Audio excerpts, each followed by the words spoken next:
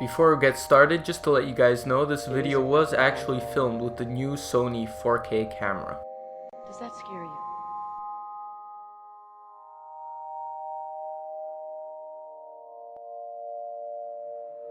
I don't want to be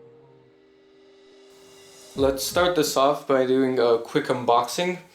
So as you guys can see, the notebook comes in a pretty minimalist box, both in terms of its looks and in terms of what you actually get inside of it. So let's go ahead and take a look inside. So inside, the first thing you'll see is the actual notebook in this little protective cover, and we'll take a look at that in just a sec. And other than that, as I said, you don't really get much. You get your power brick, which we'll take a look at also in a second. You get your typical driver utility disc and also a power DVD software disc. And also you get your instruction manual and your warranty card. So here you guys can see the size of the actual power brick. You can see it's roughly the size of an HTC One phone.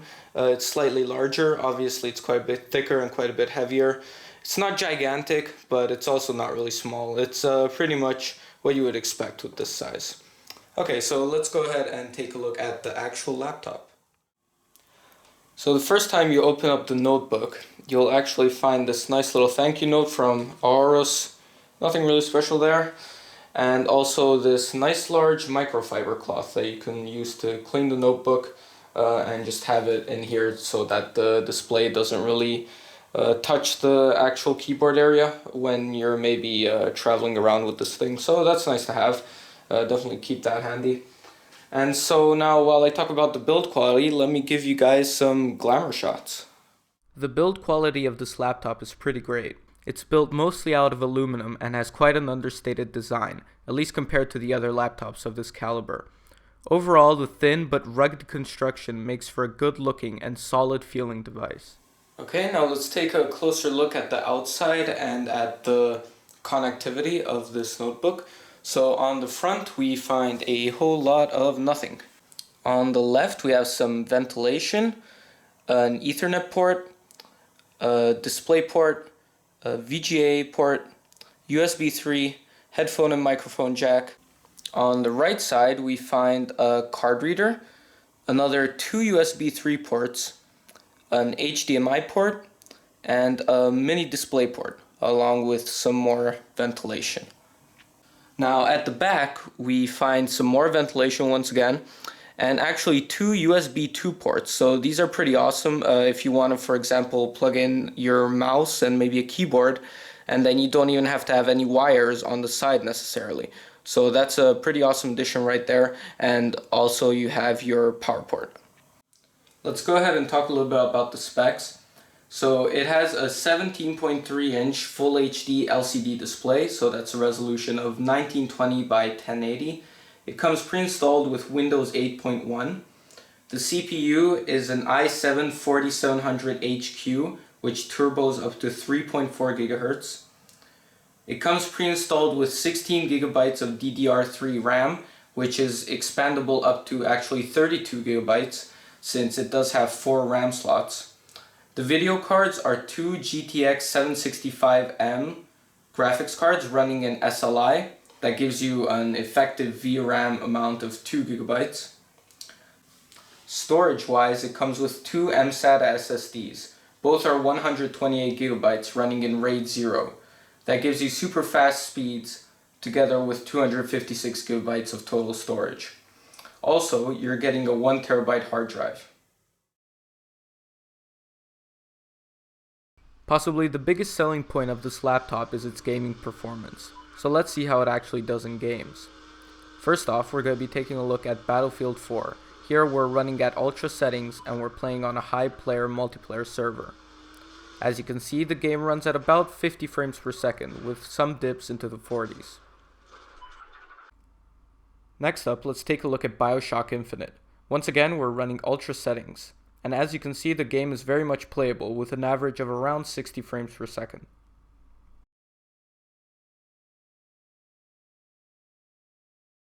Finally, let's take a look at Tomb Raider.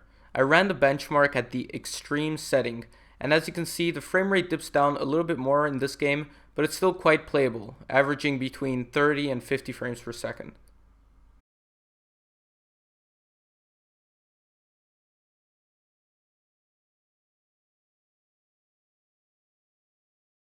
Next, let's take a look at what comes pre-installed on the laptop.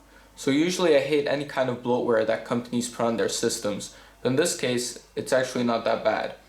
So let's go ahead and zoom in here so you guys can maybe get a better look at this.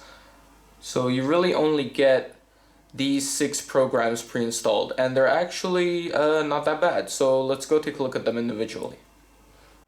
So first up, we have the system backup utility, which is pretty self-explanatory. It's an easy way of backing up your system. Next up, we have a driver update utility. This is actually a pretty useful program. It shows you all the important drivers of your PC, what version they're running, and whether or not they have any updates. Next, we have CyberLink Power DVD 10, which is from the CD that you guys saw before. And pretty much this is a media player. Nothing too extraordinary here. Then we have Macro Hub, which is an easy yet in-depth way to customize your macro keys. Finally, we have a command and control center. Now, even though most of these things you can already control from within Windows, I really like that they're all bundled up into one nice little program that's easy to use and is really quick. So I actually find myself using this quite a bit. Here you can control stuff like your fan speed, which you can put on stealth, auto, or turbo. You can control which monitor you're running in case you have multiple plugged in. You can turn your touchpad on and off, and you have several power options. Now that we've taken an objective look at things, let's talk about some of the stuff that I don't really like. First off is the touchpad. Here we find a glossy glass touchpad, which actually looks and feels really nice. Very similar to a smartphone. However, it does have some tracking issues, and it generally just doesn't always do what you want it to. So it's not the end of the world, seeing as I'll be using a mouse most of the time, but it's still something that, it's kind of disappointing. Another somewhat letdown with this machine is the display. It's by no means a terrible display, but neither is it a really good one, which is really what you'd be expecting for this price point.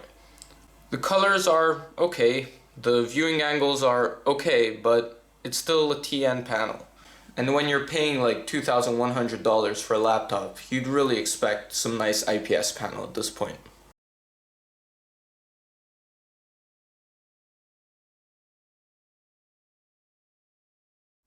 Another thing I don't really like is the sound.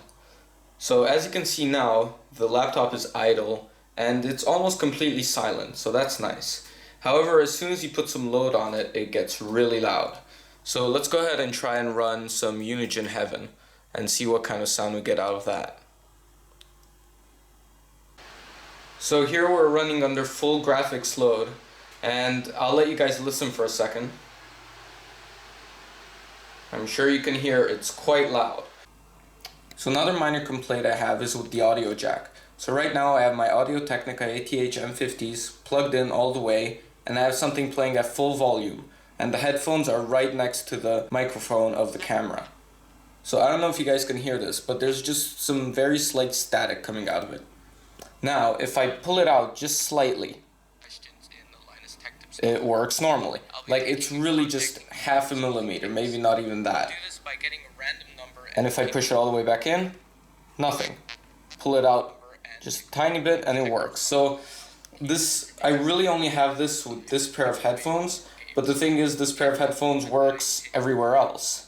So I really don't get why this happens. Now if I go ahead and plug in something like Apple earphones, they work completely fine. So let me get this video to the beginning. Oh, an optional. That's actually my video there. So now if I plug this in,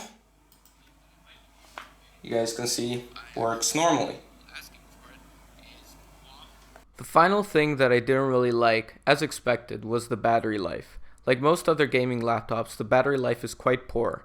You're looking at somewhere around 3 to 4 hours under normal load such as web browsing, and somewhere around an hour under full gaming load.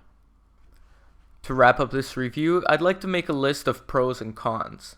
The good things about the laptop are the awesome build quality and looks, the really high-end specs, and therefore the gaming performance, are among the best you can get in this form factor. Speaking of form factor, this is the thinnest SLI gaming laptop. The keyboard feels nice and solid to type on. The cooling system is really good. The laptop never gets more than slightly warm to the touch in the keyboard and wrist rest area. The pre-installed programs are actually useful. And the speakers are pretty good.